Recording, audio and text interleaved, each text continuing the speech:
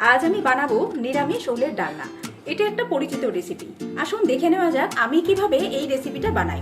Video ভালো লাগলে like, share, comment করতে ভুলবেন না। এই বন্ধুর চ্যানেলটি সাবস্ক্রাইব করে নাও থাকলে প্লিজ চ্যানেলটি সাবস্ক্রাইব করে পাশে থাকা বেল আইকনটা প্রেস করে দেবেন, যাতে আগামী দিনের সমস্ত ভিডিও নোটিফিকেশন আপনাদের কাছে খুব সহজেই পৌঁছে যায়। দেরি না করে দেখে নেওয়া যাক আমার আজকের রেসিপি নিরামিষ ওলের ডালনা। নিরামিষ ওলের ডালনা বানাবার জন্য এখানে আমি ওলটাকে ছোট ছোট চৌকো করে কেটে নিয়েছি। এখানে নিয়েছি বেশ কিছু পরিমাণ আলুটাকে তুলনামূলক একটু বড় সাইজ করে কেটেছি। আর নিয়েছি কিছু ভেজানো ছোলা। এখানে একটা বড় পাত্রে বেশ অনেকটা পরিমাণ জল নিয়েছি। ওল আর আলুটাকে একসাথে সেদ্ধ করে নেব। এই জলের মধ্যে দিয়ে দিচ্ছি।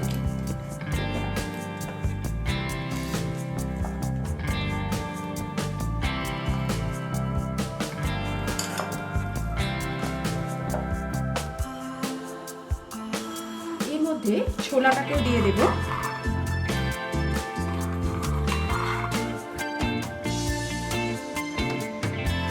দিয়ে দেব নুন। এবার হলুদ দিয়ে দিলাম।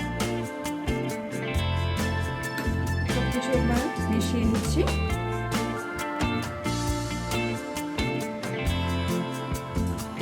এবার এটাকে চাপা দিয়ে 50% ওল আর আলুটাকে সেদ্ধ করে নেব। একটা মশলার পেস্ট বানিয়ে নেব। এখানে একটা বড় সাইজের টমেটো নিয়েছি। টমেটোটাকে বড় বড় করে কেটে নিচ্ছি।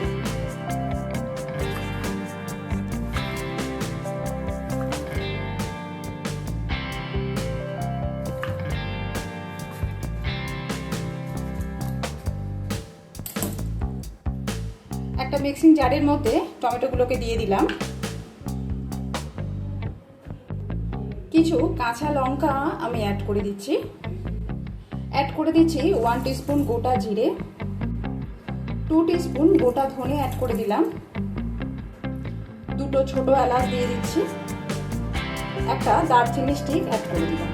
এবার সামান্য পরিমাণ জল অ্যাড করে একটা ফাইন পেস্ট বানিয়ে নেব। মশলার পেস্ট রেডি হয়ে গেছে। ওল আর আলু 50% সেদ্ধ হয়ে গেছে। আমি এটাকে একটা স্ট্রেনারে ঢেলে জলটাকে আলাদা করে নিয়েছি। এবার রান্নাটা করার জন্য আমি সর্ষের তেল দিয়ে দিচ্ছি কড়ার মধ্যে।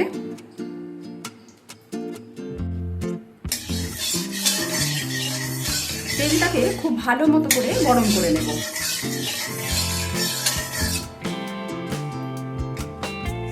ভালোভাবে তেল গরম হয়ে গেলে এর মধ্যে আমি ওল, আলু আর ছোলা যে সেদ্ধ করে রাখা ছিল সবটাই অ্যাড করে দিলাম।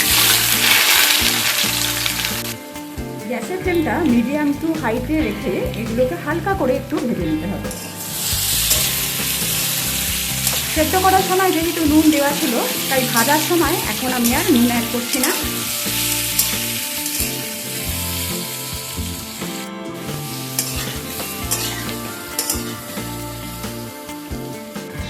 সবকিছু হালকা করে ভেজে নেওয়া হয়ে গেছে। এবার আমি তুলে নেব।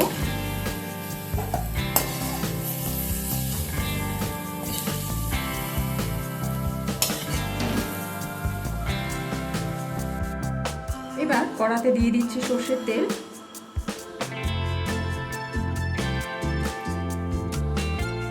তেল গরম হয়ে গেলে ফোড়নের জন্য দিয়ে দিচ্ছি 1/4 টিস্পুন গোটা জিরে, 2টো শুকনো লঙ্কা, 2টো তেজপাতা।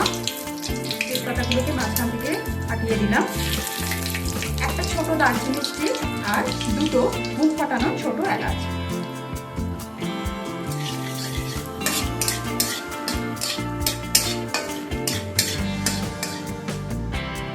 ফোড়নের মশলা হয়ে গেলে এর মধ্যে বেটে রাখা মশলাটা আমি অ্যাড করে দেব।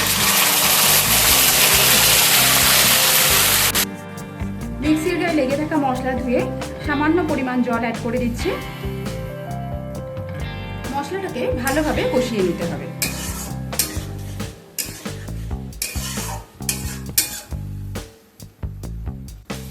ভালোভাবে মশলা কষানো হয়ে গেছে। মশলা থেকে তেল বেরিয়ে এসছে। এই সময় আমি এর মধ্যে আদা বাটা অ্যাড করে দেবো। এখানে আমি 1.5 টিস্পুন আদার পেস্ট দিয়ে দিচ্ছি। সেই সাথে অ্যাড করে দিচ্ছি হলুদ, দিচ্ছি ঝাল লঙ্কার গুঁড়ো। ঝালটা আপনারা আপনাদের স্বাদ অনুযায়ী কম বেশি করে নেবেন। আর কালারের জন্য অ্যাড করে দিচ্ছি 1 teaspoon Kashmiri red chilli powder. সামান্য পরিমাণ জল অ্যাড করে মশলাটাকে আবারও ভালোভাবে কষিয়ে নেব।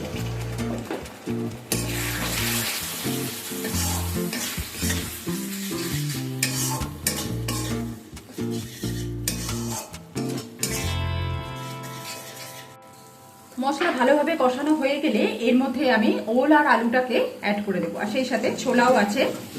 সমস্ত কিছু এর সাথে দিয়ে দেবার পর মশলার সাথে প্রায় 1 থেকে 1.5 মিনিট সময় নিয়ে এগুলোকে আবারও কিছুক্ষণ একটু নাড়াচাড়া করে নেব।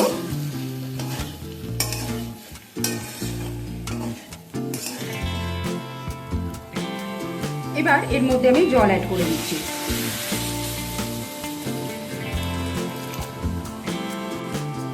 সেই সাথে আমি এখানে 1 কাপ দুধ অ্যাড করে দিলাম।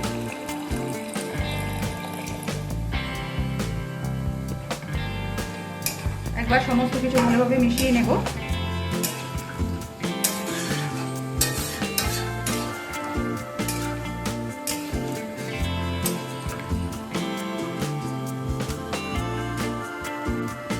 এবার দিয়ে দেবো পরিমাণ মতো নুন।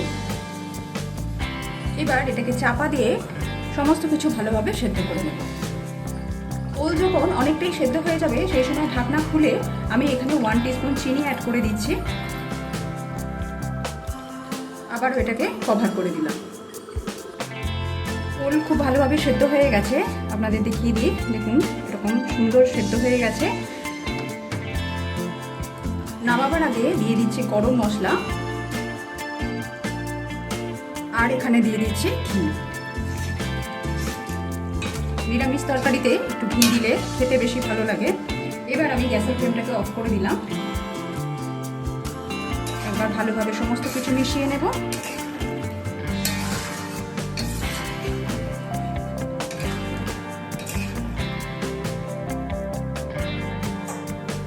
চাপা দিয়ে 5 মিনিট এইভাবে স্ট্যান্ডিং টাইমে রেখে দেবো।